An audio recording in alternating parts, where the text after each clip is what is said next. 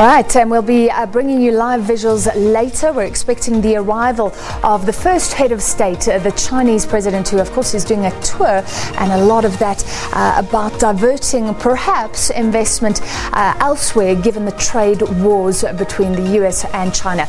Now for the big reveal, the number of the day. It's a fairly dark number if you get the play there on what's going on. We're certainly going to be finding out what's been happening at our national power utility. It's a number that really isn't much of a surprise.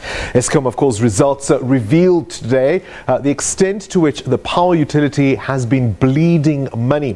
Eskom reported that after making a profit last time around, it's now made a massive loss for the latest financial year, 2.3 billion rand to be exact.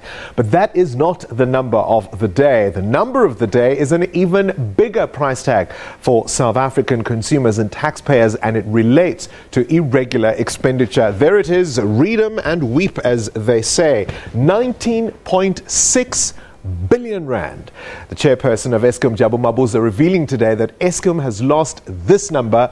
There it is in black and white, 19.6 billion rand in irregular expenditure, and this dates back to 2012. He says this has only come to light now because, in his words, they've been shaking the cupboard so much that all the skeletons are starting to come out. It raises all kinds of questions about the previous boasts. Who can forget, of course, the former chairperson, Dr. Ben Ngubane, boasting about how the utility had in fact been in good hands. When you see a number like that, it changes the picture entirely. Irregular spending does not necessarily mean corruption or fraud, of course, but it does mean that processes weren't necessarily followed appropriately.